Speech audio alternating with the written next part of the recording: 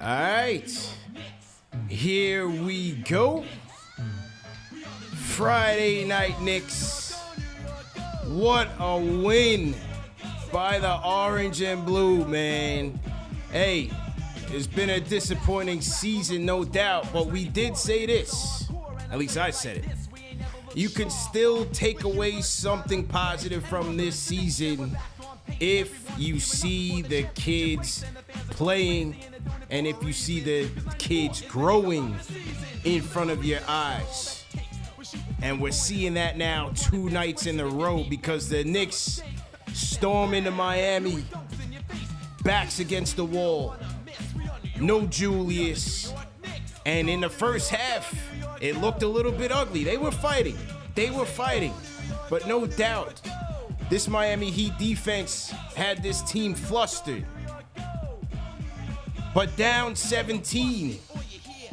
First and foremost, shout out to Obi Toppin for setting the tone for his team, galvanizing his team to roll into the fourth.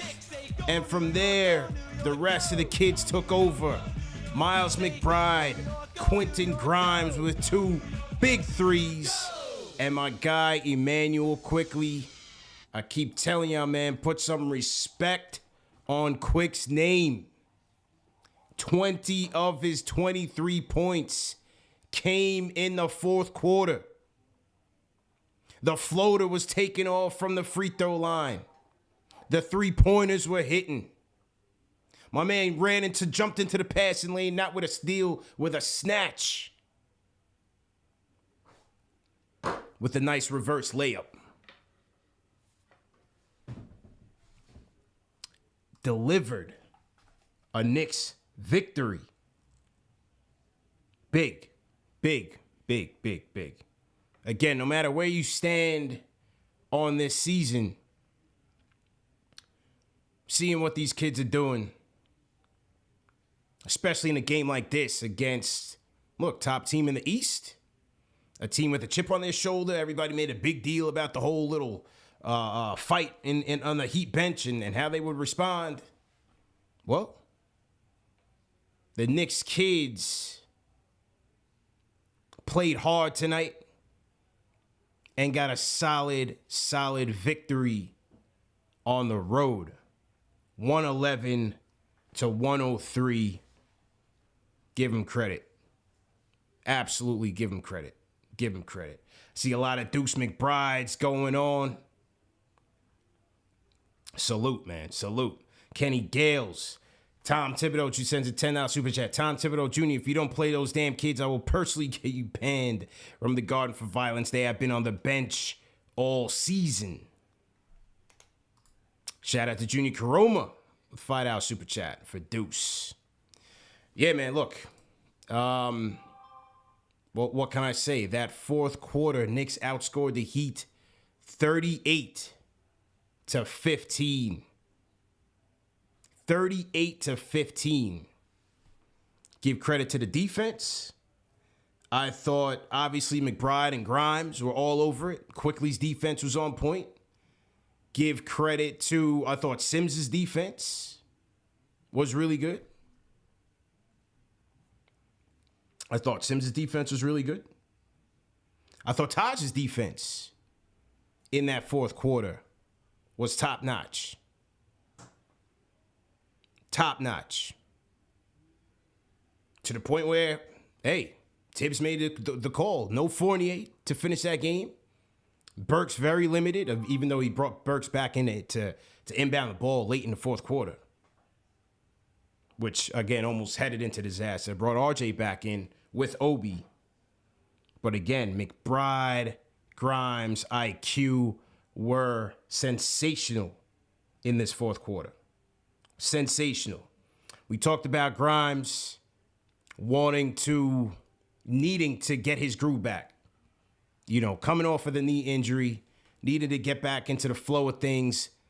Quentin Grimes, 9 points, hit 2 big threes in the fourth quarter for this team in crunch time. Miles McBride, I thought a big catalyst in the fourth was McBride's block on Jimmy Butler and then takes it coast to coast for the lay-in. You saw a lot of McBride on the ball tonight. 5 dimes for Miles McBride to go with his 5 points. So he was excellent. And as I said, Grimes, 9 points. Quickly, 23 points for Quick. 20 of his 23 coming in the fourth quarter. Excellent effort by these kids. And most importantly, because the Heat were gunning for RJ all night. And you knew that. You knew Spoelstra was going to have an excellent game plan for RJ to take the ball out of his hands. They were switching on him with a versatile defense. You could put anybody on him, PJ Tucker, Bam, Jimmy. So they were switching on him. They were blitzing him on the pick and rolls, really making it difficult for RJ in every facet of his game. Bad shooting night for him. Tough on the defensive side, guarding Jimmy Butler. We knew RJ was going to be in store for a tough night, but he still grinded his way through to try to help this team. 18 points, 4 dimes. I thought especially early in the game, he was passing well out of that Heat pressure. He fought. Look, the Heat defense is good. When they want to key in on somebody, they key in. And I thought they did a good job of limited RJ. We didn't see a lot of mid-range jumpers from RJ. 2 for 10 from downtown, 5 turnovers. So they had him stymied. But give the team credit because with a limited RJ, with no Julius, this team scrapped. Started with their defense. But Obi's energy to close the third was essential. And let's give him credit. 15 points, 8 boards for Obi. I thought his defense, his energy on both ends of the floor, him getting on the boards was really where this thing started to turn. And then in the fourth, Thibs brings in Taj, brings in Sims, McBride, Grimes, IQ.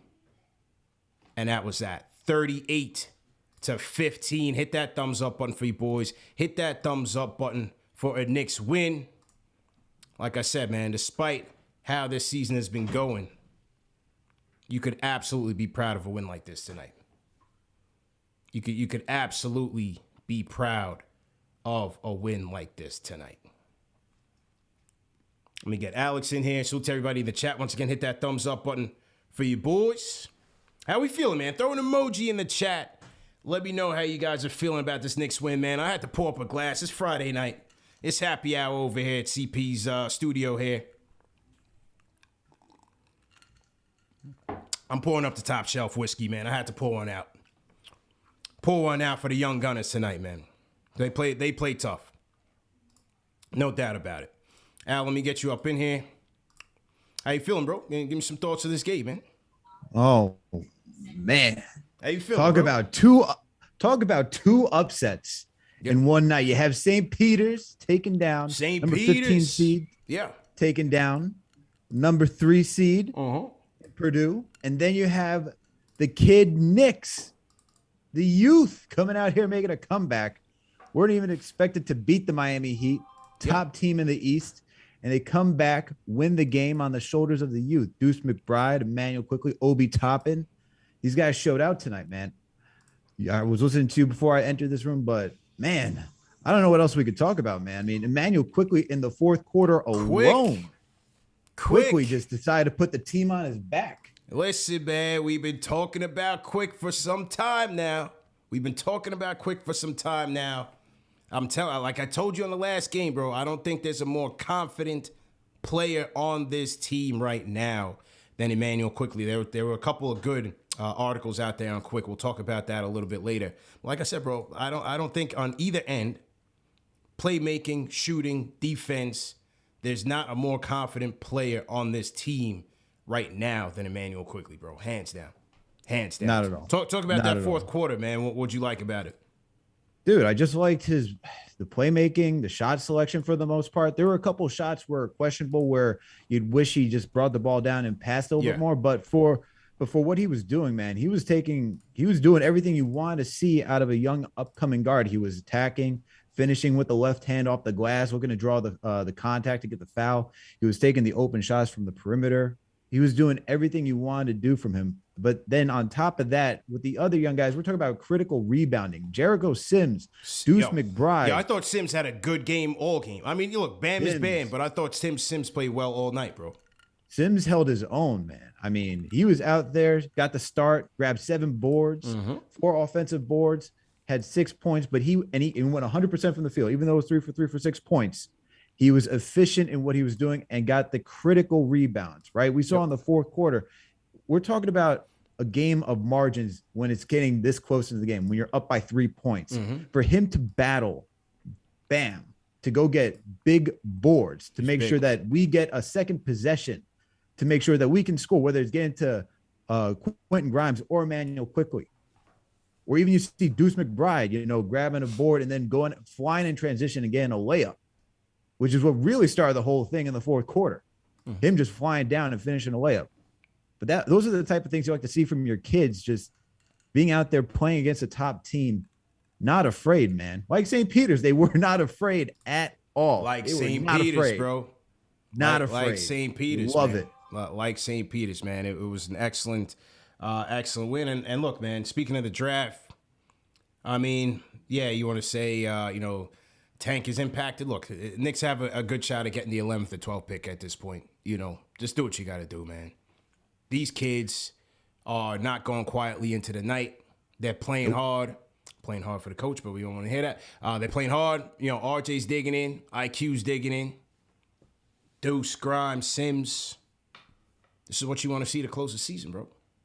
Hey, and you said it right there, right? The kids are playing. They're competing. They're still fighting to try to get that playing spot. Even though they had the Hornets and the Hawks win, they're still fighting because they're looking for a chance. These kids, they're going to keep battling until the last bell rings, right? Till the final bell rings. And you could even say, and probably people in the chat don't want to hear this, but talk about playing for a coach, right? You could easily pack it in at this point of the season. You could easily pack it in. Playing hard for the coach, bro. But they're playing hard for him. Okay. And they're playing the way that he wanted them to play, right? This is why I say it's okay to have him come back another season, because look at it. He talked about. Whoa. Easy. We got a lot of people in here. I don't want people leaving. I know. Okay. I'll take the heat, bro. I don't want you taking the heat tonight. I'll take the heat. Right. I'm just saying. You talk about when you hear he said he wants guys shooting threes, getting out in transition, playing tough. That's what he said at the beginning of the season. Isn't that how these kids play tonight? 100%. That's how they play tonight, right? 100%. If you respect the coach, you play the way that he wants you to play. That's all I'm going to say. Hey, man. As I see it, they're playing hard out there. Whether you want to give the guy credit, if you want to give the guy credit for the rotations, hey, you be the judge. You be the judge. I'm just hosting the show tonight. You be the judge, man. He brought Obi and RJ back in at the right time in the fourth quarter, right? Yeah. You need the second unit need a little bit more power. You bring in RJ, who the Heat were double, triple teaming tonight. They made sure they had eyes on RJ tonight, made sure that he wasn't getting to the basket with ease and getting the shots that he wanted to get. You brought Obi Toppin back in, who was just an energizer bunny, went 6 for 10 tonight, 2 for 4 from 3, grabbing you 8 boards, all right, 15 points tonight, a +5 on the stat sheet. This is why I also like Obi Toppin on the court, and I would just want to see him get more minutes because he just puts pressure on the defense. Yeah. His ability to go into the open space. You saw that pass from Evan Fournier to Obi Toppin earlier this game. That's the type of stuff that we just need to get the defense tired. Go ahead, bro. Go ahead. Nah, what's funny? No, it's just funny, man. People in the chat. Thibs gets no credit for the win tonight, right? But look, that is sports, right? That is sports. When you lose, you blame the coach. When you win, you praise the players. That's just how all sports works. You know what I'm saying? That's how all sports work. So it's understandable. But go ahead, finish your point, bro. Nah, that's a fact. That's a fact. But for Obi Toppin, right? I think the one thing that I also like about Obi is that his ability to bring the ball up push the pace himself and initiate some offense, right? Whether it's a dribble handoff, whether it's him looking to get guys in the just look for outlets when he's just pushing it up the court. I would like to see a little bit more of that, the ball in Obi's hands, just because I think it offers a different dimension that we don't really see, especially a guy with some speed. And I think that would just also confuse defenses. But, hey, man, Obi had a phenomenal game. Again, 2 games in a row, Obi topping. It's phenomenal, bro. Taking advantage of these minutes. He was phenomenal. I love the I'm trying to get the highlights up here for the people here. So to everybody in the chat, hit that thumbs up button for you boys. I love the Fournier threading the needle to Obi in transition in that third quarter. I also thought Mitch's contributions late in that third quarter were very key, especially on the boards. Mitch doing what he does best, getting out there on the boards and getting us some second chance opportunities to just keep us alive. So good job by Mitch. He came back into the game. This game came off the bench rather. Was trying to ease his way back in. And look, I thought Mitch's third was great. I thought his third quarter was great, man, in just getting us those second chance opportunities. And against this Heat defense, the way that they attack and the way that they're aggressive, you have to continually move the ball. And I thought we did that well early. Even though it wasn't converting much, I thought we did a good job of moving off the ball and moving the ball as well. Even RJ through his struggles. But the one thing, the Heat defense, they're number 1 in opponents' points in the paint. So you're not going to get much in there. I knew RJ was going to struggle in that regard. But they do give up a ton of threes because of the way that they aggressively try to close out on dribble penetration. So you got to hit them. And in the first half, Knicks weren't hitting them. They were shot about 30% from 3. In the fourth quarter alone, bro, they went 6 of 12. Another thing against an aggressive defense like that, you got to try to get it in where you fit in. Getting out in transition helps you do that. And I thought the Knicks did an excellent job doing that in the fourth quarter. And also having IQ out there who's going to push the pace a lot faster than Burks and RJ can. IQ's been making a concerted effort of doing that, keeping the defense off balance, and then you can, try to get something out there, try to get something generated real quick and fast and in a hurry. So great job by quickly pushing the pace. Great job by the team overall, shooting the 3 ball well. And I thought their defense was solid, bro. I thought their defense was really good. Really good. Absolutely. Because you saw in the first half, it was a much slower pace. We're playing a lot more half court. And then, as you said, once the fourth quarter came around, you just saw it start to open once guys started to push the pace. And that's why you need to have that type of ebb and flow throughout the game. You can't just consistently go to the half court game, which has been the biggest complaint of Tom Thibodeau and having some of these rotations that we see this team just trying to grind it out. And this is not a grinded out team. You got to take advantage of your youth, the athleticism on this team. And that's what was so great when you got someone like Obi Toppin and Emmanuel quickly who are ready to go run, like legitimately running and gunning. That's just the different aspect that we need on this team. We can't be so slow in transition, which, once again, just not this entire season. We haven't seen this team push in transition and have a good sense of pace at all. And to see it for tonight, it just shows what happens when you have that thunder and lightning, where you can go back and forth and you can change the type of things. Because you saw in the fourth that they were able to get into their half-court sets, get the shots that they wanted, whether it was Emmanuel quickly, Deuce McBride, Quentin Grimes, right? Or you just get out in pace, get out in space, and just push it and just get some easy buckets. Make it easy on yourself. Absolutely. And Thibs is at the press conference. I already know Berman is grilling him. I know Berman is grilling him about his selections right now, and it's getting kind of feisty. Somebody in the chat said Thibs is getting testy. Yeah, I'm sure he's getting real defensive out there. But, it's the question of direction is a valid one going into the offseason. I will say it again, were they wrong for investing the money where they did this offseason? Not necessarily. Now, the fact that you're having these kids get these opportunities to contribute and you're seeing what they can do with that, it forces the front office to make decisions. Mm-hmm. Are you gonna peel it back? Do you peel it back on a Burks? You peel it back on a Noel now that you see what a Sims is doing? Do you peel it back on a Julius now that you see an OB in full minutes? Are you gonna finally play OB and Randall, which you haven't done for the better part of 2 years on a consistent basis? Once again, for the people who don't understand, it's not about Obi the player. It is given the fact that if this coach is not going to play him, I got to say it slow for some people to understand. If the coach is not going to play him, you will not get this impact. Period. So now you make a decision. Are you going to play them together, or are you going to try to deal Julius, or is it going to be status quo? We don't know that yet. We don't. I would like to see them peel it back, though. I think you got to move. I'd love to see them peel it back. Like, whether it's, I think you can only have one of either Burks or Fournier to have them on the team. I still like keeping Taj on this team. Burks got to go, bro. Burks got to go. That's my guy. He's got to go. Right. I've had enough. You're the one that's saying it. I know you're Mr. Burks. He's my guy, but he's a journeyman. He's got to go, man. He's got to go. It's over. It's finished. Just move on. All right, so then you're keeping Evan Fournier then. You're keeping Evan Fournier? Yeah, right. I've been consistent saying I'm keeping Fournier for sure. Okay. I'm keeping Fournier. You move Burks, you keep Fournier, you try to move Noel.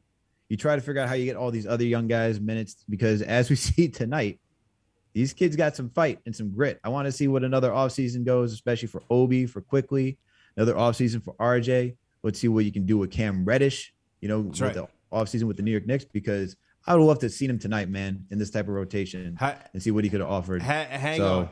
Let me go to Deej. Deej, go ahead and unmute your mic, because I'm hearing this Thibs press conference is hilarious, and he's even mentioning social media. Deej, go ahead and unmute your mic, man, to give us a play-by-play. Run it up, Orange and Blue family. Listen, man, it's a good win. But yeah, let me jump to the Tib thing, and then I'll talk about the game. Yeah. Thibs right now is talking about how social media splits the team up. Kids learning slowly. Whoa. He's coming at Berman. Whoa. He said he's trying to keep the team away from Berman. This is a lot of stuff. We talk about Thibs, and listen, I know how everybody feels about Thibs, but we talk about Thibs don't like to say a lot and get the answers. He is unraveling right now. Whoa. Like, all his social media splitting up the team. It's not the first time I've heard that. He's unraveling right now. But it's not the first time I've heard that. It's like all his personal feelings is coming out. But listen, man, shout out to the Orange and Blue. Listen, man, the New York Knicks haven't beat the Miami Heat in 2 years. That's a fact. So if you're a Knicks fan, please drop something, an orange heart, a blue heart, some roses for the kids, man. Yo, I before the season started, I coined the nickname Free the Law Firm for my man McBride and Grimes, man. Yeah. But you know what? I'm gonna add Jericho to that. McBride, Grimes, and Sims. That sounds like a nice law firm to me. Sounds like a nice one, man. Sounds like one that make money. I put my trust in that. I would put some trust in that. Absolutely. Quickly and McBride both no turnovers as your point guards. No turnovers. There you go. No turnovers. RJ, yeah, you had a bad game, but guess what, man? That's the #1 seed. That's what they do. You still did. You did give up. You did check out. You did demand the ball. You didn't get a tech. You still played. You're going to learn. This is a learning experience for you, RJ. Don't worry about that. My guy, Obi Toppin, man. The guy I wanted here. It's on record on these files from that draft, man. This is why I wanted him here. He's uber athletic. Mm-hmm. If you're not a Knicks fan, if you didn't get hyped when Obi went baseline and did that pull-up, you're not a Knicks fan. That mid-range was smooth, bro. You're not a Knicks fan if you didn't jump out your seat for that. That mid-range was filthy. But I mean, you know what it is like with the last 2 games of him. It's looking like what you saw out of the summer league. Because it's looking like what you saw from the summer league. Because why CP, Alex, and listen, I don't want to talk about he who shouldn't be named right now, because it's not about he who shouldn't be named right now. It's about the kids. But when you get more, and that's what I said the other night against Charlotte, when you get more playing time, that installs confidence. When you get more confidence, that installs more moves. You get to be yourself, because you're not going to get hooked after one bad mistake. And I'm not sending a shot at Thibs. I'm just saying that's how it is. Yeah, that's just how it is. It's not just confidence. It's minutes. Yeah, it's minutes. Confidence. It goes all together, CP. But it's just minutes. Listen, I know what everybody's saying. I'm gonna hang up because I know you got a lot of calls. Yeah. But listen, if you want the kids to be here, this is the most important win of the season. I'm letting y'all know that this is the most. If y'all want the kids here and you don't want the vets, this is the most important win of the season. I'm out. Peace and love. Out of here. I'm still trying to get these highlights, man. NBA's messing with me right now. Let's go and give me some highlights, man. They got them, but they got like some terrible quality ones. I can't do that on my show right now. So just hang tight. Thibs saying social media splitting up the team. Whoa. That is big. Whoa. Thibs usually doesn't say it a lot. That's a lot. Whoa. Thibs is saying we're breaking up the team. We're just speaking as a family here. That's all. I don't get it.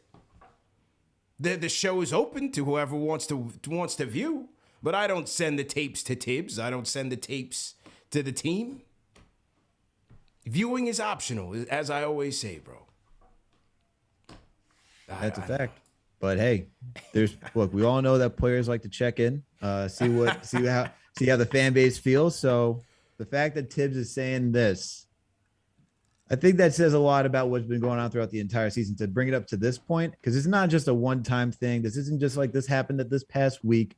Yeah. This has been a season-long thing that Thibs has probably been holding in.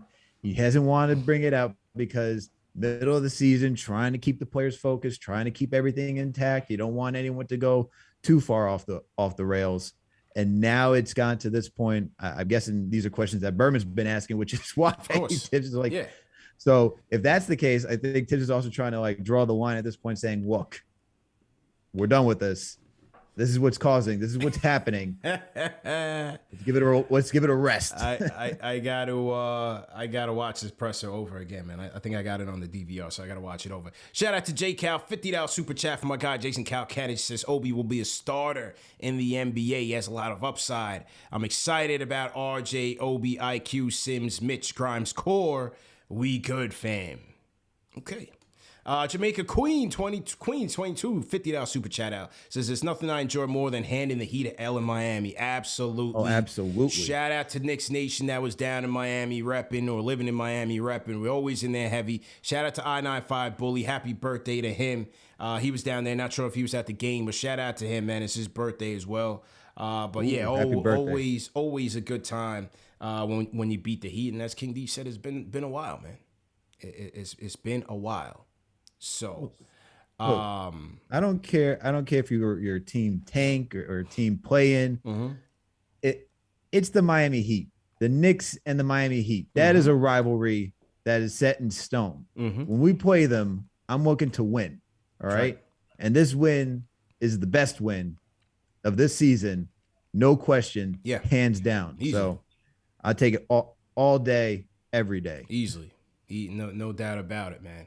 I'm gonna pull these highlights in, but for some reason they don't got these in HD, man. I can't rock without HD, bro. They don't want to give the Knicks fans anything to live off of, man. So to everybody in the chat, we got 2,000 people in the chat rocking with us. Ladies and gentlemen, we are less than 400 subscribers away from 50K. There's 2,000 people in here, and I guarantee half have not subscribed to the channel. Hit the subscribe button right this second. Hit the thumbs up button right this second, and hit the share button, and I guarantee you we will hit that number in 10 minutes. Everybody watching right now, hit the subscribe button. Number one show for the fans by the fans. Knicks postgame live presented by Prizepicks. The Knicks kids deliver a magical comeback. 17 points down in the fourth quarter. 111 to 103. Send Jimmy and them home packing and crying. That's what we like to see on a Friday night. We sipping, we taking calls. We toxic. Let's go. Sam on the Discord. Let's go. Happy Friday, happy Friday, happy Friday. Sam is hype. Let's go, Sam. What's good? I get a Peacocks win and I get a Knicks win. Woo! Oh, okay. Man. Good job. But go ahead. We'll talk about that after. Go ahead. All right. So we got IQ, right? Okay. Finished the Peacock game, and I was like, do I really want to watch the Knicks? They were down 17 at the time. Mm-hmm. The Discord fam convinced me to. Mm-hmm. I come in. IQ greets me with a 20-point quarter in the fourth. Grimes hit the 26-foot point shot. Deuce McBride doing defense all over the floor. Obi Toppin. How about with a nice the dribble block on pull-up. Jimmy Butler? Threw him to the floor. That's what I like about McBride is because he's a basketball player, but he still got that football player in him. He plays tough, man. Yes. And then snatched it and took it coast to coast for the lay-in. It's great. Great move. That's what I'm talking about. And then RJ, despite having so much defense on him, he was leading the team. He knew that, okay, they're locking me up. Let's get the ball to the hot hand. Unlike that other guy on the Knicks. We won't talk about him. He's injured. Whatever. The thing about this is that the players that were on the floor doing this, they have dealt with accountability this entire season. Yeah. Okay? Mm-hmm. Let's be honest. Randall has gotten the wiggle room where he's not held to the same standards as these kids. These kids on the floor knew to play hard and to play right. Okay? Yep. They were not playing no crazy ISO ball. Despite IQ having the cold hand, no one was calling for the ball in the post saying, okay, all right, thanks, doing your job. Now let me do some work. And then complain about not getting a call every time. This is a team that is playing hard for Tom Thibodeau that has also been held accountable for Tom Thibodeau. Okay. I don't know if the chat wants to hear that, but go ahead, bro. Keep going. But it's because of the young kids are being held accountable. Those vets aren't being held accountable because Tom Thibodeau gives them too much wiggle room. That's what I'm trying to say. This is a team that's playing good basketball when they're held accountable. Because the starters don't get held as accountable as them, you get what you saw this entire season. I think the kids played great. I think they went absolutely crazy. Mind you, this is the number 1 seed in the East. That's a fact.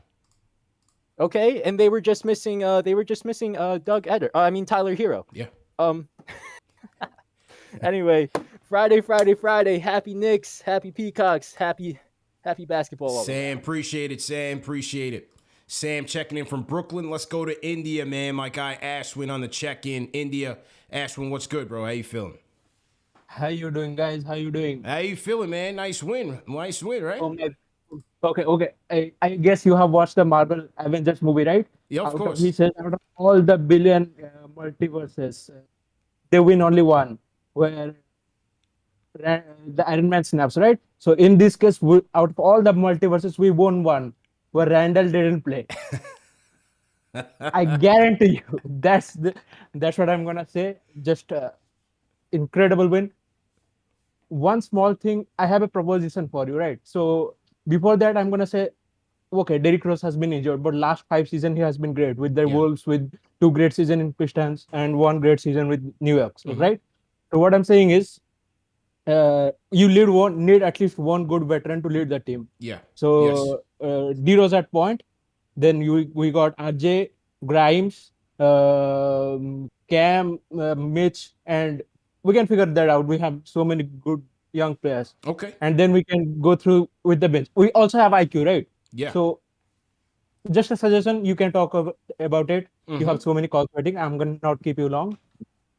Have a great day, guys. Good to hear from you, man. Ashwin calling in. Everybody drop a 5 in the chat. My guy Ashwin checking in from India. Always on the check-in, rocking with us on the KnicksFanTV Discord. If you guys aren't on the KnicksFanTV Discord, man, make sure you jump in there. It's 24/7 live Knicks chat from people all over the world. Shout out to Ashwin.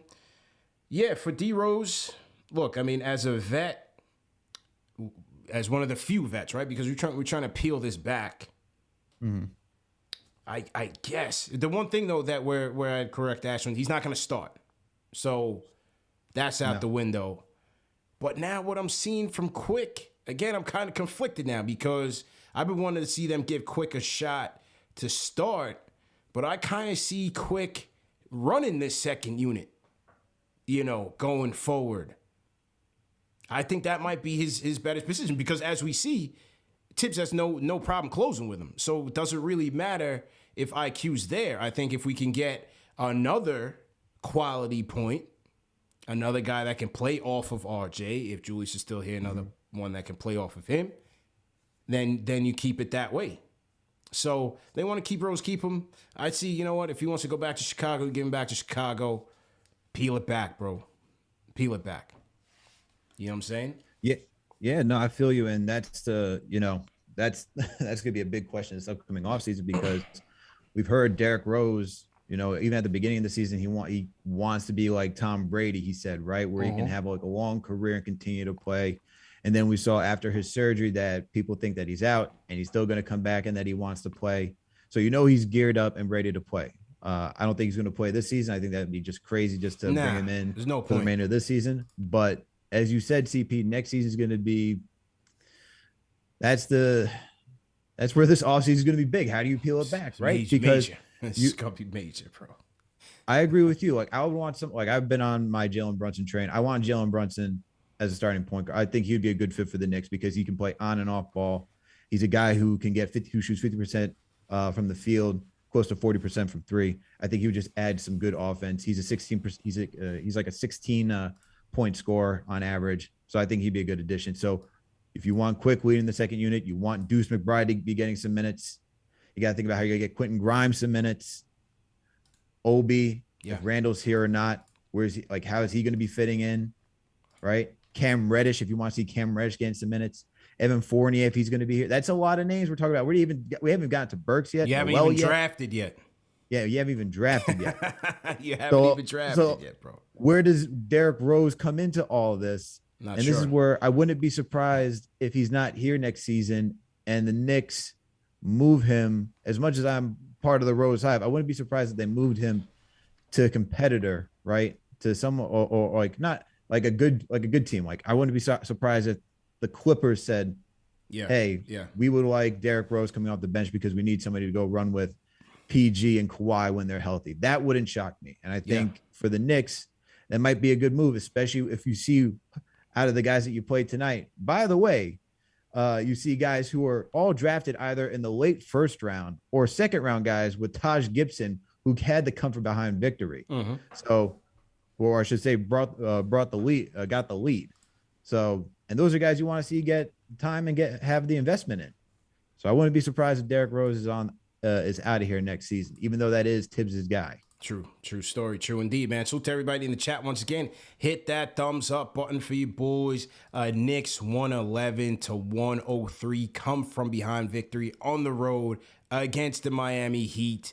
A solid defense, but a solid defensive effort by the squad, man. My guy IQ came up on the podium like he was ready to hit South Beach after the game. He's going straight to South Beach after the game, ladies and gentlemen. IQ came up looking like a star. Came up with the shades on and everything. But shout out to Quick, man.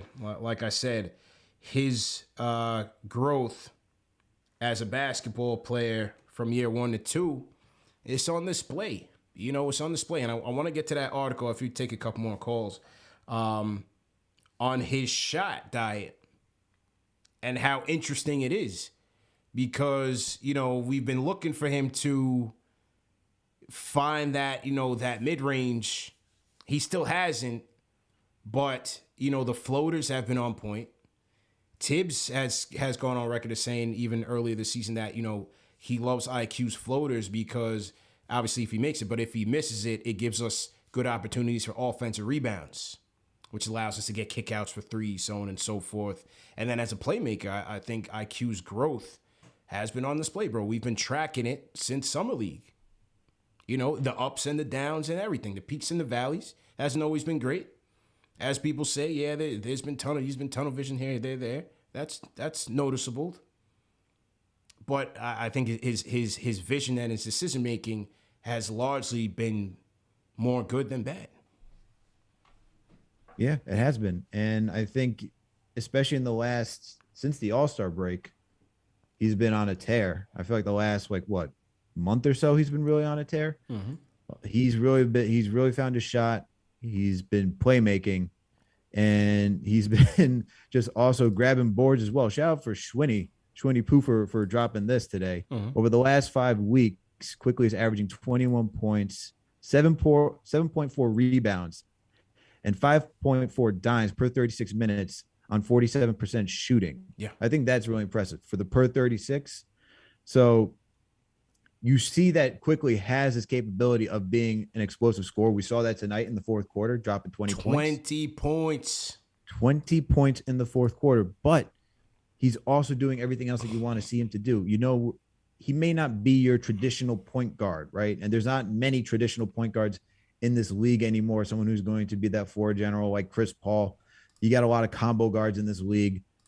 But even still, for being a combo guard, he's showing the chops that we wanted to see him take that step in, which is playmaking. We saw at the beginning of the season, it was on and off. But these last 5 weeks, though, he's been on point. These last 5 weeks, he's been on point, man. He's been focused and doing everything you need to do. And this is to your point, like when you want someone running the second unit, and it's tough saying, I understand how he could fit with the first unit and being an off-ball scorer, stuff like that, and still add playmaking, but you still need that dynamic player coming off the bench who can help the bench score and make sure you're not missing a beat as well. And he's been doing that. So as of right now, I can see why he's critical to this bench unit. And maybe there's a reluctancy for Tom Thibodeau to put him in that starting rotation, because outside of him, who do you have running the second unit? Who do you have also that can score at that type of level too, and be a microwave scorer at that? So everything that Quickly's been doing, man, you just love to see it. No doubt about it. No doubt about it, man. Once again, salute to everybody in the chat. Hit that thumbs up button for you boys. This is Knicks Postgame Live, presented by Prizepicks. Gonna get into my Prizepicks in a little bit, man. Let you know what I'm currently winning on. But this is about the Knicks tonight, and the Knicks kids 111-103 over the Miami Heat. Once again, ladies and gentlemen, make sure you hit the subscribe button and the notification bell. I just saw a $50 super chat coming in from my guy Blue Cheer. Always contributed to the show. He says, the Knicks are hooping and swooping. Man loves Grimes shot. A thing of beauty. Go Knickerbockers. Yeah, that's absolutely right, man. And like I said, we've been waiting for Grimes to kind of, break out of the rust. Obviously, with the knee injury, he came back a little bit rusty. It was noticeable. But, man, to see him pull up from where he was pulling up, the confidence was back with Quentin Grimes, and it was a beautiful thing to see, because everybody was just feeding off of each other's energy, man. And that's real with a team. Whether it's, Jericho, Ty, all of them playing defense, but offensively, you saw it in McBride, the way he's bringing the ball up and being aggressive. He finds Grimes. Grimes knocks down the three. IQ jumps in the passing lane. He's going coast to coast. Everybody wanted that W tonight. So I think this was a full team victory. And again, even more impressive with RJ struggling. For sure.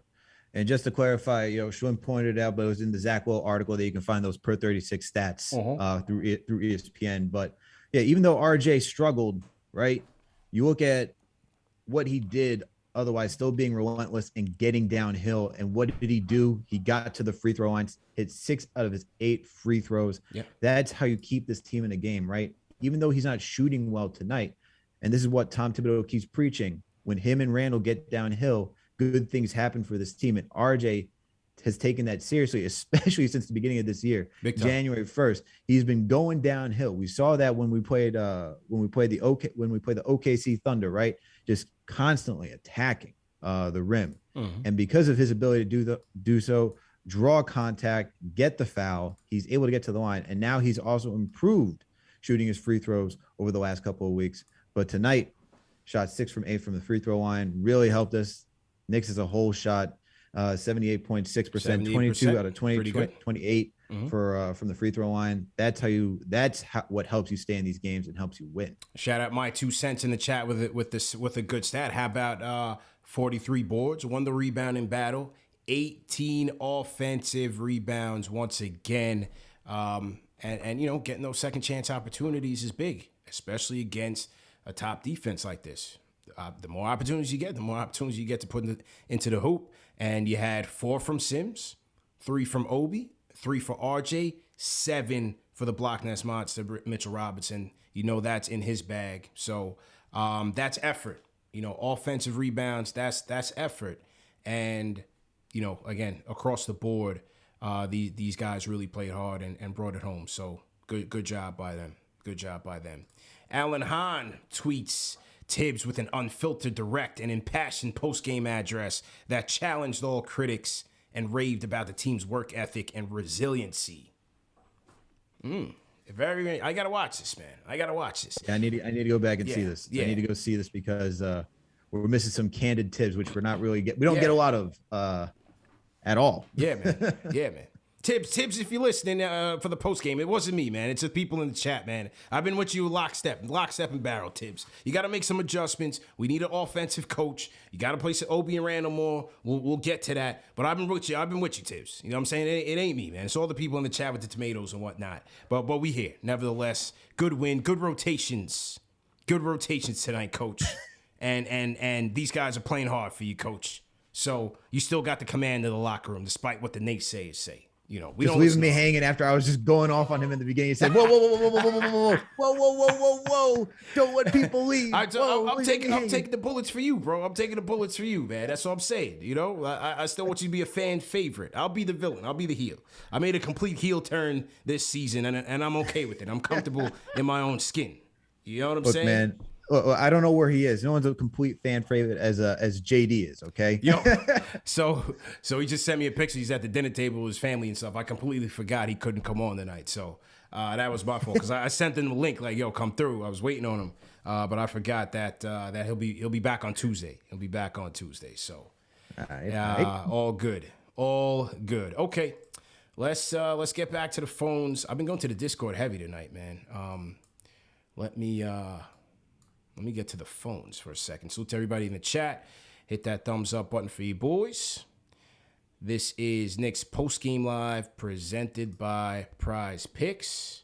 I just got to find where I put the phones. I got so many web pages up right now. Hang tight, Al. Give me 1 second here. Okay, here's the phones. Benji, kick us off on the phones, man. How you doing? Rapid fire. Let's go. What's up, y'all? Big win. Hey, anytime we get a win, this win may end up meaning nothing in the long term, but the fact that we screwed Miami in this fashion tonight and got the best of them, seeing Eric Spoelstra's anger and frustration with the foul call down the stretch was enough alone to make tonight worth it. Yeah. So yeah, big win, big comeback. Seeing the kids, come through, like seeing Deuce and IQ do what they do. I mean, IQ's just been outstanding these last, let's say 10, 12 games. He's just been on another level in terms of what he's been doing, his confidence level, his driving ability. That lefty scoop shot that he made down the stretch was incredible. And I saw a lot of things from Jericho Sims tonight, man. I got to say, I thought Mitch was really, really good in his limited minutes, obviously, but I thought Sims, I mean, you can't tell me that him battling with Bam Adebayo in a big spot, in a big game that actually meant something, isn't going to have long-term value for the kid and help him long-term. I mean, it has to. Talk about building habits. So I think that was key. Look, man, the way I look at it is there's going to be slow, quiet nights in August where all we have is Yankee baseball. So I'm going to live this out. I'm going to go all in until we're mathematically eliminated.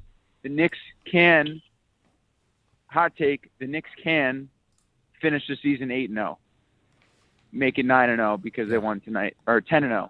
They can win these next 8 games. Believe it or not, it is possible. Anything is possible, as we know, and they can do it. We just need a little bit of help. The Warriors screwed us big time tonight by laying an egg in Atlanta, but I expect nothing less because they have no soul and they're spineless. Yeah, but they're coming back to the pack. They're coming back to the pack big time.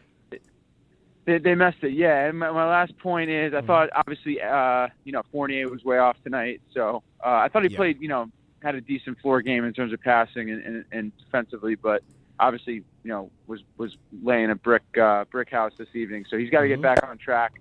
Man, it could be interesting. Look, I think, do you have any confidence whatsoever we can push this to making the last couple games be still alive at that point? No, and I'm not really interested. I just want to see the kids just keep playing well, man. Honestly, that's all I really want to see. Just keep playing well. I mean, the draft positioning is already busted, so just do what you got to do. I don't think they're gonna make it, but just do what you got to do. That's what I'm saying, man. It's like they're not going to be like the third worst team. Like, how bad is their draft? How bad is their draft positioning being affected here? Like, that's why it's like let's just fall where they may. Look, man. Yeah. Like I said, I just want to push it to the limit. Let's make Atlanta sweat a little bit.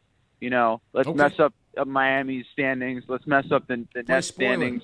Let's mess up all these teams. Play spoiler. That's my philosophy. Well said. Benji on the check-in. Play spoiler. Well, why not? Yeah, I'm all for it. man. I mean, Yeah, man. you're not going to get the top draft pick. You're going to need luck at this point if you want to get into the top 5. Mm-hmm. And if this team miraculously makes the play-in, it's not. I don't believe they can go that far unless they continue to play like how they did tonight. But even for a young team, for them to play that consistently, that is a tall order. So why not play spoiler for the remainder of the season? I'm with it. True story. And speaking of March Madness, man, shout out to St. Peter's with an excellent, hard fought, grinded out to the end victory over Purdue. Stymied Jaden Ivey, man. You didn't even hear a peep. Actually, no, he did hit a big 3 to bring him down 1. He did hit that big 3 to put him down 1. For most of the game, St. Peter's held him in check. They battled Purdue's big man. That's just an impressive job, man. I'm proud of those kids, man, making history as a 15 seed, repping the area. You know, so many guys repping New York, New Jersey. The coach is a Knicks fan. You know, what's there not to like about St. Peter's? You know, that's my team right now. Nova's my team too, but St. Peter's, that's my team. I'm taking them. Let's go. Bro, I was watching that game. I watched the first half before the Knicks game started, and that team is just so well coached. They are so well coached. They have so much confidence. They are gritty. Swaggy. They are ready to fight. They don't care who you are. They don't care if you are projected to be the number 1 pick in the draft. They're going out there. They're going to play their game. They're going to stick to their game plan, and they're going to fight. I love everything about this team. I don't even know how you can't even root for this team as a Cinderella story. How can you not? You have to love this team. Yeah. My God. Their point guards are nice. What's his name? Lee. They got some small point guards, man. They kill it, man. That team is good. And like I said, they got Indafo repping Long Island. So it's just a great story, man. And many years ago, it was almost impossible for the 15 and 16 seeds to even win. And my school, Hampton, was the first 15 to win a game. They beat Iowa State. They beat Jamal Tinsley in Iowa State. That was in 2000, I think. And remember Kylo Quinn? Kylo Quinn in Norfolk State beat I think Missouri, or was it Duke? I'm not sure. I don't even remember, honestly. It may have been. I can't remember. Yeah. Kylo Quinn's team won. You had a 16 seed beat Virginia a couple years ago in the first round, which is crazy. And now you got a 15 seed going all the way to the Elite 8, man. So just incredible. That's what the tournament's all about, man. So I'm definitely rocking with them.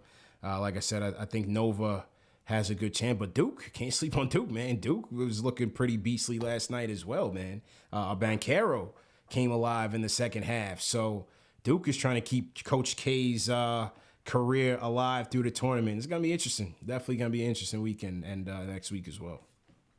Yeah, especially for Duke, who hasn't really played well throughout the entire college season. They really pulled it together to make this tournament very interesting. Yep. So this is the best part of it about it, man, is that you don't see these things happening. You know, everyone who had Zaga, Arizona, Purdue, even Wisconsin, anyone who had these big schools with the big top guys going to the Elite 8, Final 4, whatever, they're not. Those guys are not in it anymore. And you got St. Peter's rocking through. The Peacocks, baby, man. The Peacocks. No question. Good job by them.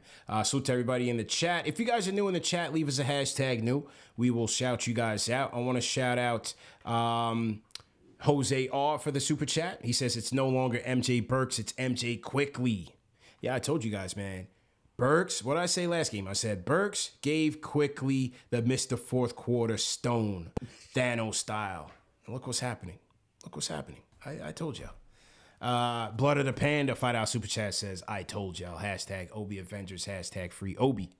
Louis Cruz, $5 super chat says, not even kidding, one of the best wins of the season. Young Knicks closing it out against the top seed in the East at their home, no less. Go Knicks. Iris Cox, $20 super chat. Appreciate it. NYK returns, says Trade Randall.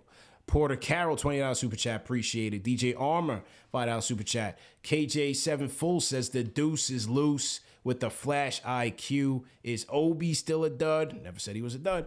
Hashtag free Obi. Hashtag free the youth. And funny thing is, for the Obi's a dud people, all you got to do is go through the channel. Go through the channel and watch every video we've done on Obi and listen to what I say. That's it. That's it. The proof is always in the pudding, people. I don't delete any videos. Everything is there for your viewing enjoyment and entertainment. Go through all of it. Go through all of it and hear what I have to say. But the bottom line is, and I'll say it for the last time, if the coach does not, you still have a max player. Everybody now acting like Julius Randle doesn't exist.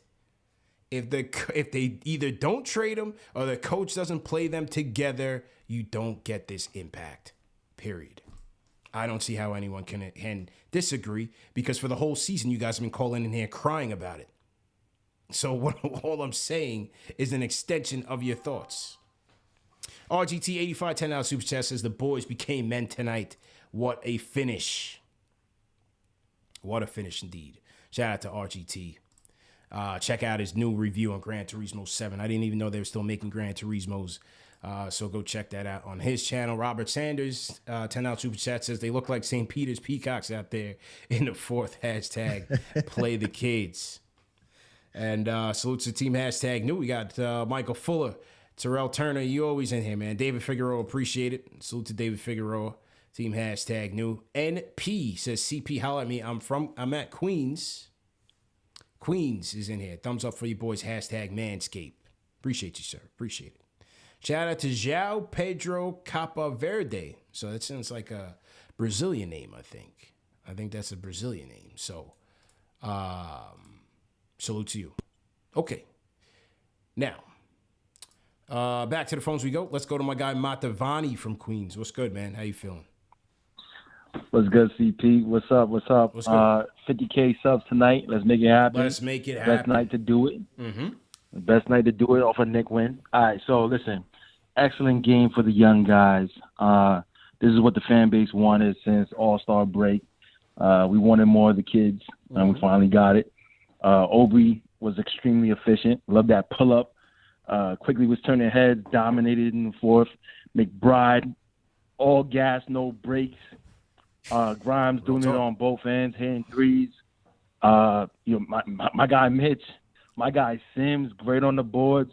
So they were doing everything they needed to do. No question. So now for Thibs, okay? Great win, but now for Thibs. Thibs, he's going to be the construct of his own demise, okay? That paper that he had in his hands, I don't know what it is. Personally, I think it's a script that he's just, with these rotations, he's fixed on it. The man is too rigid. I don't care how many times he starts Burks. He's not a point guard, okay? He's not a point guard. So we need to do away with that. That young rotation in the second quarter, they were moving the ball. We were getting easier baskets. The deficit was still there, but I just like the easier baskets. He takes them out, and then RJ, I just remembered like just two possessions. I remember one of them, he just has a charge trying to force things. Quickly needs to be started, man. He has to be starting for the rest of the season, in my opinion.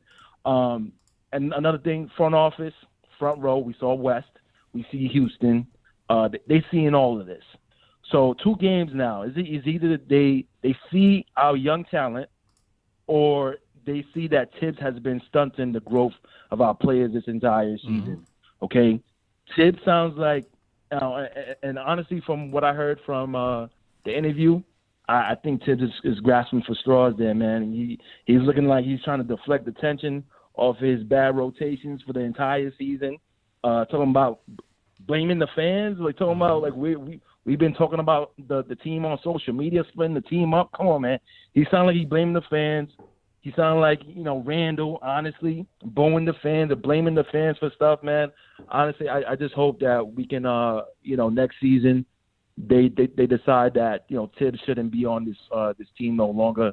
We need to really keep developing our young players and building our assets like you've been talking about for the past couple of months now. We just don't develop our players, man. We don't build them up to either trade them, to keep them, playing with our team well. We just don't develop them enough, And I was on the tank squad for a long time. We want to get higher picks and all that stuff, but you get better with winning and developing a winning culture. So we got the last couple of games left. Some good teams we're going to be playing. Hopefully we get that win against the Nets April 6th. Okay. And let's keep it going, man. KnicksFanTV. Appreciate it, man. Appreciate it. Let's go to Jan and DC on the Discord. Jan, go ahead and unmute your mic. Hey, can you hear me? Yep, loud and clear. How you doing? Pretty good. I had just a couple things I wanted to talk about. Sure. The first one is for all the Tank fans out here, they're really hoping that the vets come back and get healthy here soon for the final stretch of the season. But I think I have mixed feelings about Thibs. I think he's done enough to deserve to come back. And part of me wonders, and I'd like to get your thoughts on, how much of the development do you think is Thibs coaching, and how much of the development in the kids is their work ethic that he, lauded tonight? I think what you can say is, from the players that they have drafted, from OB to IQ to Grimes, McBride, number one, they're high character kids, but they also work. They put in the work. Over the summertime, IQ and OB was in there putting in the work. They went in the summer league, and you saw how the coaching staff was trying to work with them. They're trying to groom IQ. You saw after every summer league game, Thibodeau was in his ear trying to groom him up. And I got a chance to interview McBride, and you saw the maturity in him. You saw the maturity in Grimes. So I think a lot of it is who they are as players. But also, I think as a team, I think you start to see some chemistry there as well. So I think it is part of them executing what the coach is looking for out there. Al, we just saw Kirk Goldsberry's chart. The Knicks are in the top 10, I believe, in the league in offensive, defensive efficiency right now. So I think it's a little bit of both, man. I think it is, what the players are doing and executing out there. And I think the coach deserves some credit for that as well, despite what some may think. Yeah, I sort of agree. I also wonder, the biggest criticism that I have of Thibs is something that's been said over and over, but the fact that he's reluctant to be creative and to try things when things aren't working. He just keeps going to the same thing over and over again. What difference would it have made if he had tried to play McBride earlier in the year, or started quickly, mess around with the rotation some? I think that his unwillingness to do that, if he ends up getting fired, is going to be his downfall. So. Yeah. Well, I think the Quickly thing was more. I think the Quickly thing is more about the impact to the second unit. I think the McBride thing was all politics. Yeah. I think it's all politics. I mean, again, people got to understand. You did ask the owner to cash out a check of $100+ million to bring guys in. You know what I'm saying? You can't just be like, well, we're gonna sit this guy down and put in our second round pick here. So it's political, man. But again, now you have your samples, you make your decisions, and you go forward for next season. For sure. My final thought is, or question is, do you think that the youth, do you think that they have long-term, starting NBA player potential, or do you see them using and leveraging a lot of these guys in the offseason to try and consolidate and upgrade the talent of the roster? Thanks. Yeah. I think anything's possible, man. As me and Al broke down, what the issues are gonna be next season in terms of the rotation. You haven't even drafted a kid yet, and you have all these other players on your roster. You haven't traded one vet yet. You haven't drafted one kid yet. It's gonna be a logjam again. So they have to look to consolidate, and I think they will keep all options open. I don't know how much they'll go into the Zion thing, if they'll even dig into it. But if they do, then yeah, you're gonna have to figure out who you're gonna part with if they make a legitimate run at him. Yeah, honestly, my biggest feeling about the roster this year is that I feel like the front office didn't take enough chances in the off season. Yeah. They sort of played it safe. They played it safe. and they thought, well, you know, we'll be competitive while we try and like accumulate assets. And it just didn't work out. And now we're looking at, you know, the free agents that we missed out on, like DeRozan, Ball, and these other players that have gone to different teams and made contributions. And we sort of look internally, and, you know, you're regretting at least 2/3 of the signings we made in the offseason to bring these guys back. But I don't want to clog up your lines. I'll let someone else get on here. Oh, good. Appreciate the call, man. Appreciate the call. You're getting a lot of fives in the chat, man. Everybody liked that call, man. It's a good call, Al. Jan in DC. Yeah, a lot of good questions, a lot of thoughtful questions.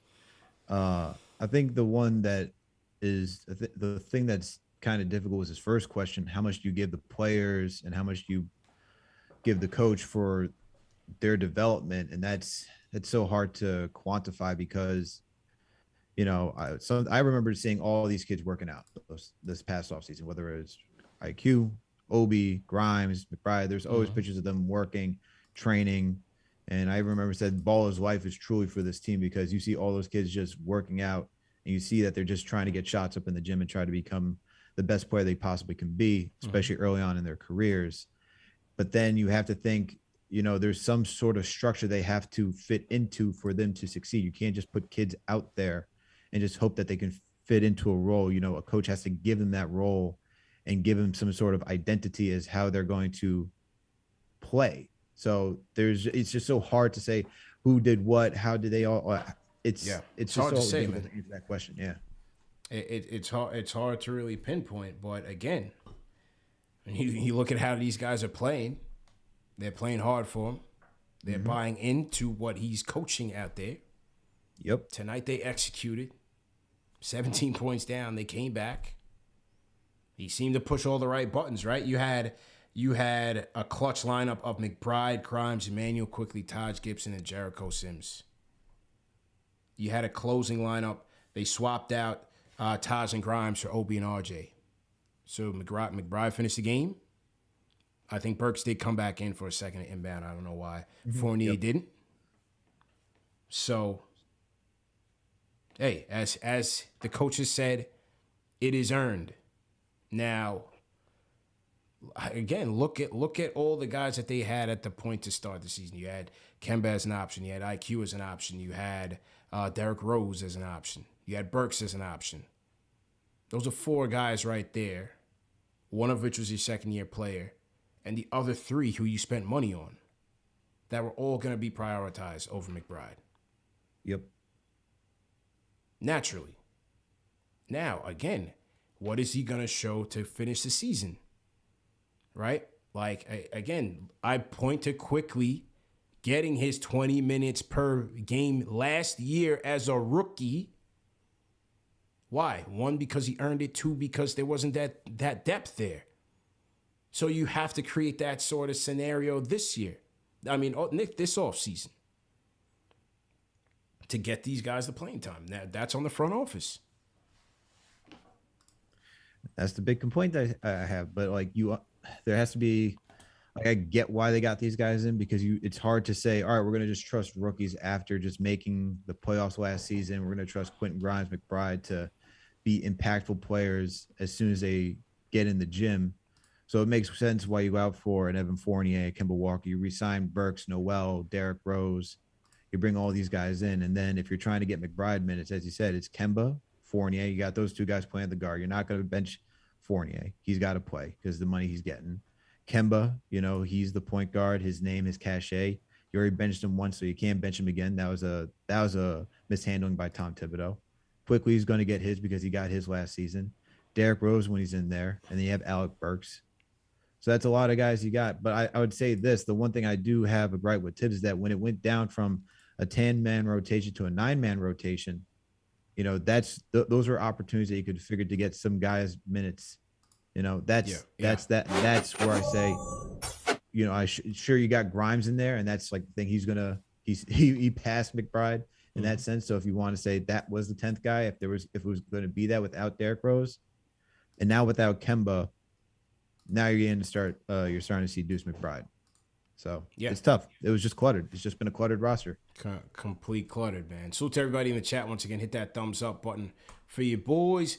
Shout out to, let me get through some more of these super chats. A lot of coming. The Rhyme Animal, Chuck D, everybody throw a hashtag PE in the chat. He says, positionless basketball is trash for us. You never have a forward, much less power forwards handle the ball. 3, 4, 5, whatever, still a forward.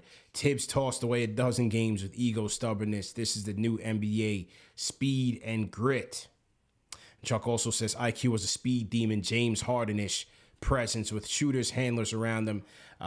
Free throws and ball handlers, you need that in the final 5 minutes. Thibs style works with new players. Vets too slow for this speed. That's a fact. Salute to Chuck. Shout out to Chuck. K. Walden sends a $10 super chat, says CP, the issue was never with Obi. He needed to get a minimum of 15 and 20 consistent minutes a night from the get-go. Now at least 20 to 25, even when Randall comes back. Well, we'll see what your coach does. We'll see what your coach does. You know, we'll see what your coach does. I think we all want a good one? We all agree there. What's that? I got a good. So for the last 15 games for Emmanuel quickly, been averaging 15 points, 46% from the field. That's with at least 9 field goal attempts. He's averaging 41% from 3. That's with 4.5 3-point attempts. 89.6% from the free throw line. About 5 rebounds, and close to 4 assists per game. Yeah, with about 1 turnover. He's been great. That's the last 15 games. Last 15 games of the season. He's been great. He has been great. Before we get back to the calls, Al, I got to talk about my prize picks of the night because I'm smoking them right now. Salute to my guys over at Prize Picks. You guys know I play Prize Picks during every game. And Prize Picks is daily fantasy sports made easy. They have the best prop game on the market. And when I talk about prop game, I'm just talking about NBA over and unders. I go to prizepicks.com. You sign up with promo code KFTV. That's how we get credit. And for that, they will match your deposit of up to $100. It's a great deal. Once you get in there, Al, here's how you play. So when you get in there, you're going to see the full menu from Prize Picks. As far as the NBA concerned, you can choose from points, assists, rebounds. They have a points, assists, rebounds combinator. They have fantasy score, 3-pointers made, free throws made, and a blocks and steal combinator. They also had double doubles. I'm not sure what happened with it tonight. Here's where I went. Because we were playing the Miami Heat and I knew that, we were coming in there shorthanded, I felt like RJ's scoring streak was going to come down a bit. I thought the Heat defense was going to stifle him, and they did just that. His performance tonight was very much what I thought it would be. So I chose under 26.5 points. Prize Picks chose 26.5 with RJ, and I chose under. He got 18 tonight, so I hit on that. The next pick I chose along the lines of this game and defense was Evan Fournier. Fournier without Julius Randle hasn't been scoring the ball too well, and against the Miami Heat this year in both games, he's only averaging 10 points a game. So I also felt like this Heat defense was going to get to him.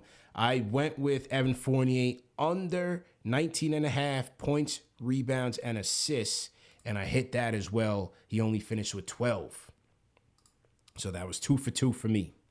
The next pick I chose was Luka Doncic. Dallas on the second half of a home against the Minnesota Timberwolves.